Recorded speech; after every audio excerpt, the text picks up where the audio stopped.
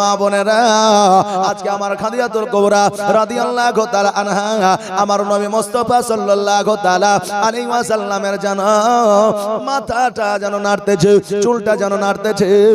আজকে আমার নবী মুস্তাফা সাল্লাল্লাহু তাআলা আলাইহি ওয়াসাল্লাম যেন বাবা ঘুমিয়ে গেছে। খাদিজা চিন্তা করে, আল্লাহ গো, আমার স্বামী যখন ঘুমায়া গেছে, আমি খাদিজা আমিও রাত্রি বেলায় ঘুমায়া যাব। আমার খাদিজা যখন আপনার ঘুমিয়ে গেছে, মধ্যরাত্রিতে আমার খাদিজা ঘুম থেকে যেন জাগ্রত হয়ে যায়। জাগ্রত হওয়ার পরে ডান দিকে তাকায় দেখে নবী নাই, বাম দিকে তাকায় দেখে নবী নাই। খাদিজা যেন চিন্তায় পড়ে গেছে, আল্লাহ গো, আমার স্বামী কোথায় গেল, নবী যে কোথায় গেল, আজকে আমার বিছানায় নবীকে কেন দেখা যায় না। ওই খাদিজা সারা রাত প্রসাদ যেন আমার নবীকে খুঁজলে, কোন জায়গায় যেন আমার নবীকে খুঁজে পাওয়া গেল না। সারা রাত্রে আমার খাদিজাতুল কুবরা রাদিয়াল্লাহু তাআলা আনহা আমার নবীজিকে যেন খোঁজাখুঁজি করতে আরম্ভ করলেন। সকাল বেলা খাদিজা লক্ষ্য করে দেখছে যেন আমার নবীজি একটা পাহাড়ের উপরে, একটা পাথরের উপরে আমার নবীজি যেন সেজদায় পড়েছে, আর ইয়া হাবলি উম্মতি উম্মতি বলে কাঁদছে। আমার মা বোনেরা, ভাইরা, আজকে আহলে সুন্নাত ওয়াল জামাতের মানুষেরা নবী নবী করে, আজকে অন্যান্য ফিরকার মানুষেরা দেওবন্দি আহলে হাদিস আপনার শিয়ারা বলতে থাকে আহলে সুন্নাত ওয়াল জামাতের মানুষেরা নবী নবী কেন করে। বেরাদার, আজকে আমরা নবী নবী কেন করব না? কারণ আমার নবীজি উম্মাত উম্মাত করে, নবী আমার উম্মাত উম্মাত করে বলে আমরা আহলে সুন্নাত ওয়াল জামাতের মানুষ আমরা নবী নবী করি। বেরাদার, খাদিজাতুল কুবরা রাদিয়াল্লাহু তাআলা আনহা লক্ষ্য করে দেখলেন নবী আমার সিজদায় নত হয়ে আছে, ইয়া হাবলি উম্মতি উম্মতি বলে কাঁদছে। খাদিজা পাহাড়ের উপরে যেন হামাগুড়ি দিয়ে উঠলে, যাওয়ার পরে বলে, ইয়া রাসূলুল্লাহ, ইয়া হাবিবাল্লাহ, নবী গো, আজকে বিছানা ছেড়ে দিয়ে আজকে আপনি এই জায়গায় সিজদায় রত হয়ে আছেন। নবী আমার সিজদা থেকে মাথাটা উঠাইলেন। খাদিজাকে বলে, খাদিজা, আজকে তুমি এই জায়গায় হাজির হয়েছো কেন? খাদিজা বলে, ইয়া রাসূলুল্লাহ, একজন বিবির ঘর থেকে যদি স্বামী যদি কোথাও চলে যায়, খুঁজে যদি না পাওয়া যায়, এমন কোন বিবি আছে যা রাত্রে বেলায় আরামদায়ক ভাবে ঘুম হবে? কোন বিবির হবে না। নবী গো, এই জন্য আপনাকে খোঁজার জন্য আমি এসেছি। নবী আমার বললে, খাদিজা, আজকে থেকে তোমাকে আমি বলে দিলাম, আজকে থেকে আমি নবী, আমাকে খোঁজার জন্য তুমি কোনদিনের তরে বাইরে আসবে না। আমার খাদিজা বললেন, ইয়া রাসূলুল্লাহ, ইয়া হাবিবাল্লাহ, নবী গো, আমি আপনাকে কথা দিলাম যে আমি আর কোনদিন বাইরে যাব না। আর আজকে আমাদের মা বোনেরা, আজকে আমরা এমন পুরুষ জগতের মধ্যে আছি রে বাবা, আমরা মাঠে যাই কাজকর্ম করতে, আর বিবিকে বলে যায় 11টার সময় লাহারিটা নিয়ে যাবে, বলে কি বলি না? যদি লাহারিটা না নিয়ে যাস তাহলে তোর খবর আছে, জি, তাহলে তোর খবর আছে, লাহারিটা নিয়ে যাবে, খাবারটা নিয়ে যাবে। ওই বিবি আপনার পারা না পারা, কষ্ট হলেও লজ্জা লাগলেও স্বামীর জন্য খাবারটা মাঠে নিয়ে যায়। আমি বলবো, বাবা রে, বিবিদেরকে দিয়া কোনদিন মাঠের মধ্যে খাবার নিয়ে আসতে বলবেন না, লাঠি নিয়ে আসতে বলবেন না, কোনদিন আপনি কোদাল নিয়ে আসতে বলবেন না। কেননা আমার আলীর কাছ থেকে শিক্ষা নিয়ে না, কারণ আলী রাদিয়াল্লাহু তাআলা আনহুর বাড়িতে যে অভাব অনটন ছিল, এই রকম অভাব অনটন কারো বাড়িতে ছিল না। কথা কি বুঝতে পারলে? আলী রাদিয়াল্লাহু তাআলা আনহুর বাড়িতে যে অভাব ছিল, এই অভাব কারো বাড়িতে ছিল না। তো হযরত আলী রাদিয়াল্লাহু তাআলা আনহু কি করে জীবন যাপন করতেন? কাঠ কাটতেন জঙ্গলে, আর ওই কাঠকে বাজারে বিক্রয় করতেন। তা আমার আলী কি কোনোদিন বলেছেন যে বিবিরে, আমি একাই কাঠ কাটছি, পয়সাটা কম উপার্জন হচ্ছে, এক কাজ করো, আমাদের তো অভাব, তো তুমিও চলো, দুজনে কাঠ কাটবো, দুজনে বাজারে বিক্রি করবো? তা আলী কোনোদিন বলেছেন? এত অভাব, 7 দিন 10 দিন না খেয়ে ক্ষুধার্ত অবস্থায় জীবন যাপন করেছে, কিন্তু ফাতেমাকে কোনোদিন বাইরের কাজের জন্য আমার আলী বলে নাই। জোরে বলেন সুবহানাল্লাহ। তাহলে আমরা কি করে আমাদের মা বোনদেরকে বাইরের কাজের জন্য অর্ডার আদেশ করতে পারি? বেরাদার, এটা হচ্ছে শরীয়ত বিরোধী কাজ। কেউ কোনোদিন বাড়ির বাইরে কোনো বিবিকে কাজের জন্য পাঠাতে পারে না। জোরে বলেন নাউজুবিল্লাহ। বাবাজি ভাইরা, আমার খাদিজা বললেন ইয়া রাসূলুল্লাহ ইয়া হাবিবাল্লাহ নবী গো আমি কথা দিলাম নবীজি আমি আর কোনদিন আপনাকে খোঁজার জন্য আসব না। এই বলে আমার খাদিজাতুল কুবরা রাদিয়াল্লাহু তাআলা আনহা উনি যেন দন্দাইমান হয়েছে, যেমন দন্দাইমান হওয়া অমনি যেন একটু আহা করে উঠেছে। নবী আমার বলে খাদিজা আজকে তুমি শব্দ কেন করলে?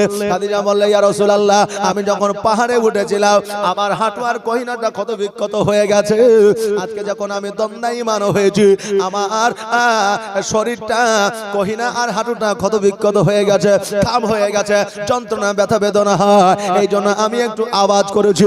নবী আমার বললেন কোন জায়গায়? আমার নবীজিকে দেখাইলে আর আমার নবীজি থুতু মুবারক লাগিয়ে দিলাম। খাদিজা বলেছিল খোদার কসম করে বলি আমার নবী যখন থুতু মুবারক লাগিয়ে দিয়েছিলেন ওই জায়গা কাটা ক্ষত বিক্ষত থাকা তো দূরের কথা একটু দাগ পর্যন্ত ছিল না। জোরে বলুন সুবহানাল্লাহ।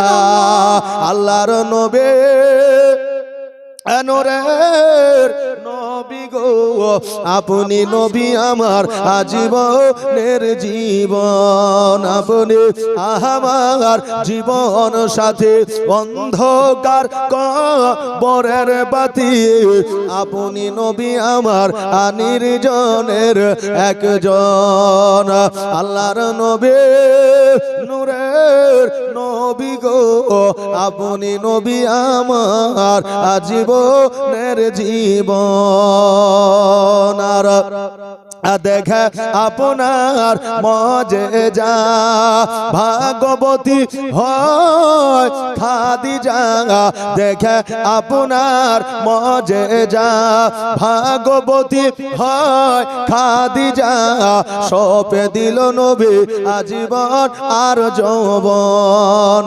আল্লাহর নবী নূরের নবী গো আপনি নবী আমার আজীবনের জীবন, আপনি আমার জীবন সাথে অন্ধকার কবরের বাতি, আপনি নবী আমার নির্জনের একজন।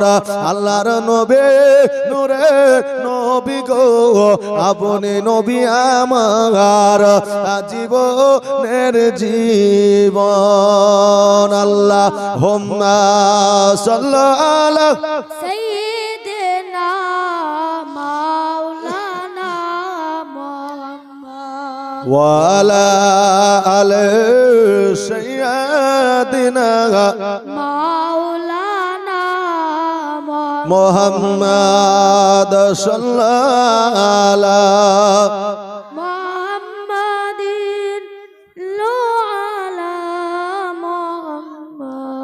हरदम ज़बान से निकालो पाक नामे मोहम्मद, हरदम ज़बान से लिखा शफियाना মোহাম্মদ। ও বাবাজি ভাইরা আমার মায়েরা আমার খাদিজাতুল কুবরা রাদিয়াল্লাহু তাআলা আনহা নিজের বাড়িতে আসলেন, নিজের রাজভবনে আসলেন। সকালবেলা আমার নবীজি পাহাড়ের উপর থেকে সেজদা থেকে মাথাটা উঠায়া চোখগুলো আপনার পানিটা যেন মুছিয়া খাদিজার বাড়ির দিকে যেন রওনা হয়ে গেলেন।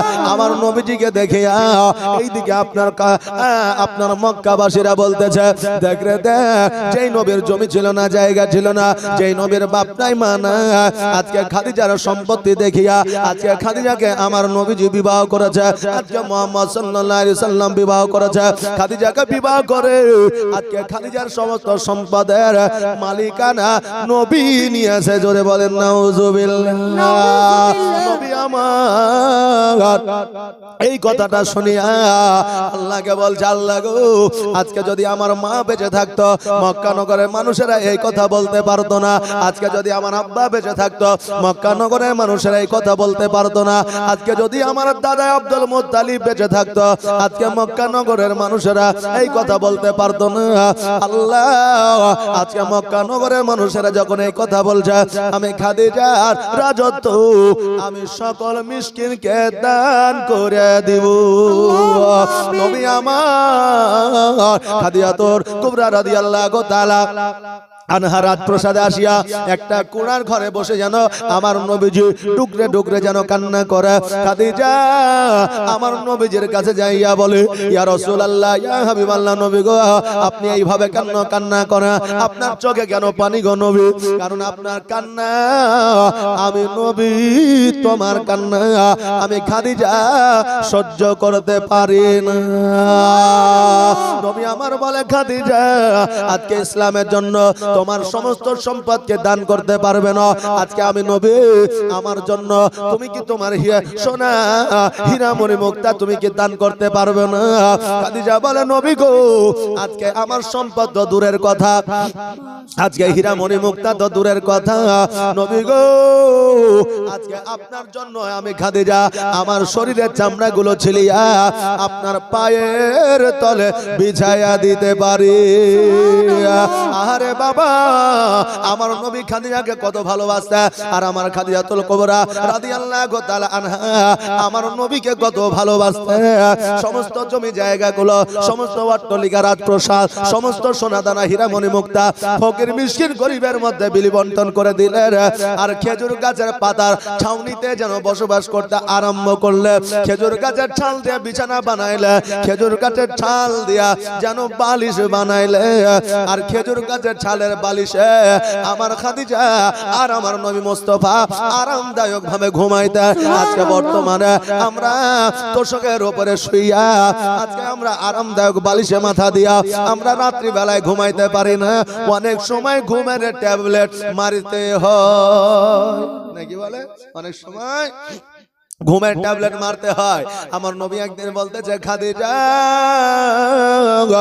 আজকে তোমার বাবার অট্টালিকাতে তুমি ছিলা, আজকে তোমার বাবার খাবারের অভাব ছিল না, জমি জায়গার অভাব ছিল না, আজকে পোশাক আশাকের অভাব ছিল না।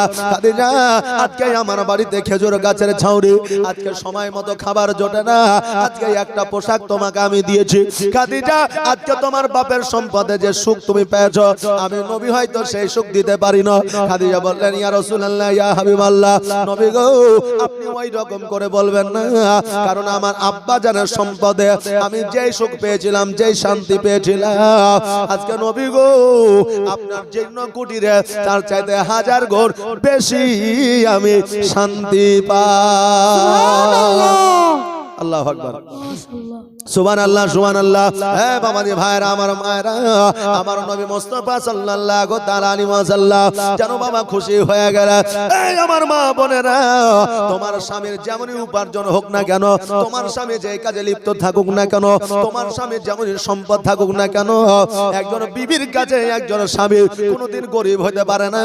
বিবির কাছে স্বামীরা হয় রাজা, মহারাজা। জোরে বলেন সুবহানাল্লাহ। আমার খাদিজাতুল কুবরা রাদিয়াল্লাহু তাআলা আনহা বলে, ইয়া রাসূলুল্লাহ, ইয়া হাবিবাল্লাহ, নবী গো, আজকে এই জন্য কুটিরে থাকিয়া এত সুখ ও শান্তি পায়। নবী গো, খোদার কসম করে বলি, আমার বাবার অট্টালিকাতে এই সুখ ও শান্তি পায় না। আজকে বর্তমানে আমাদের ভালোবাসা যদি থাকে, গাছের তলা তো বাবা জীবন যাপন করা যায়, আর ভালোবাসা যদি অন্তরে না থাকে, বড় রাজপ্রাসাদেও জীবন যাপন করা কষ্টকর হয়ে যায়। বর্তমানে ভালোবাসা অভাব যখন দরওয়াজায় এসে দাঁড়ায়, ভালোবাসা জানালা দিয়ে পালায়। আহারে বাবারা, আমার নবী মুস্তাফা সাল্লাল্লাহু তাআলা আলাইহি ওয়াসাল্লাম বলে, এ খাদিজা, আজকে আমার মাকে বড় মনে পড়ে, আজকে আমার আব্বাকে বড় মনে পড়ে, কারণ আমার নবীজি খুব ঘন ঘন নিজের আব্বা মায়ের জন্য চোখের অশ্রু ঝরায়। তেন জোরে বলেন সুবহানাল্লাহ।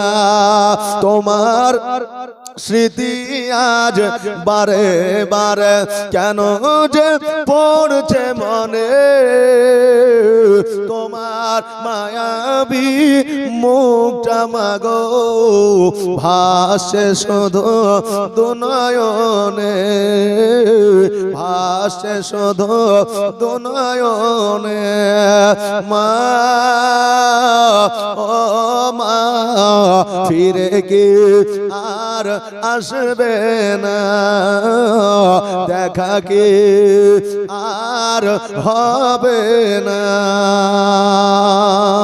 বেরাদার, আগের যুগে যখন বাচ্চা কাচ্চারা যখন সকালবেলায় ঘুম থেকে উঠতো তো মসজিদে যাইতো, আম্মা পারা কোরআন শরীফ পড়তো, যে আলিফ বা তাসা পড়তো, আর যার বাপ মা নাই তার বাপ মায়ের জন্য ইমাম সাহেব দুয়া শিখাইতো, রব্বির হামহুমা কামা রব্বায়ানি সগীরা, জি দুয়া শিখাইতো। আগেকার ছেলে মেয়েরা দেখবেন 100-এর মধ্যে 90% ছেলে মেয়েরা কোরআন জানে নাকি বলেন, হয়তো রিভাইজ নাই, তেলাওয়াত করে না বলে হয়তো অনেকে ভুলে গেছে, কিন্তু 90% যুবক যুবতী ছেলে মেয়েরা কোরআন জানে। তা আগে ঘুম থেকে উঠে পড়াশোনা করতো, জি। আর এখন বাচ্চা কাচ্চারা ঘুম থেকে উঠে মুখও ধোয় না, বাথরুমও যায় না, পাশে তাকায় দেখে মোবাইলটা আছে কিনা, মোবাইলটা নিয়ে আপনার ফিঙ্গার দিয়ে পাসওয়ার্ডটা খুলে মোবাইলটা সামনে নিয়ে বুঝে খেলেগা ফ্রি ফায়ার, যে বলছে খেলেগা ফ্রি ফায়ার। এখন শুধু ফ্রি ফায়ার চলছে বেরাদার। তবে এখন গজাল টজাল যা আছে বাংলাদেশের বুকে বুঝলেন, আর গজাল খুঁজে পাইছে না, গাহাছেও না। হঠাৎ করে মোবাইলে বুঝলেন যে শর্ট ভিডিও আছে দেখতেছি, একজন বক্তা একটা গজাল তো না, একটা ছন্দ বলছে, ওটাই এখন ভাইরাল হয়েছে। বলছে একটা চা বানাও আমার জন্য, শুনেছেন মনে হয় নাকি, একটা চা বানাও আমার জন্য, হ্যাঁ বলছে আদা দিও, লবঙ্গ দিও, চিনি দিও সামান্য, একটা চা বানাও আমার জন্য। বেরাদার এখন কি কখন কিভাবে ভাইরাল হয়েছে বলা খুবই মুশকিল, তবে ভালো কিছু ভাইরাল হচ্ছে না। যাই হোক বাবাজি ভাইরা, আল্লাহ তাবারাক তাআলা আমাদের হায়াতকে দারাজ করুক এবং আমাদেরকে যেন সুস্থ রাখুক। বেরাদার গত পরশুদিন বিহার যাচ্ছিলাম জালসায়, ওবায়দুল তখন মোথাবাড়িতে ছিল নাকি, গাজল থেকে আমি গেলাম বিহারে, আর ও তখন ছিল আপনার মোথাবাড়ি মালদাহায়। তো হঠাৎ করে দেখছি গরম লাগছে, তা আমার যে ড্রাইভার আছে ও আবার এসি চালিয়ে যায়, তো ভালোই লাগছে, আমি কিছু বললাম না, বুঝলেন বাবা। তার পরের দিন সকালবেলা আমার এসি বার হয়েছে, কথা বুঝতে পারলেন না, সুবহানাল্লাহ। তো গলার অবস্থা কফ জমে গেছে ওই এসিতে এবং সর্দি লেগে গেছে, জ্বরও হালকা পাতলা আছে বেরাদার। তা আপনাদের কাছে কষ্ট করে এতক্ষণ পর্যন্ত আমি শোনালাম, আপনারা আমার জন্য দোয়া করবেন, আপনাদের জন্য আমি দোয়া করব। আসেন একবার ইস্তিগফার পড়ি, আস্তাগফিরুল্লাহ রাব্বি মিন কুল্লি যামবি ওয়া আতুবু ইলাইহি ওয়া লা হাওলা ওয়া লা কুওয়াতা ইল্লা বিল্লাহিল আলিল আযীম। আসেন নবীকে সালাতু সালাম জানাই, ইয়া নবী সালাম আলাইকা ইয়া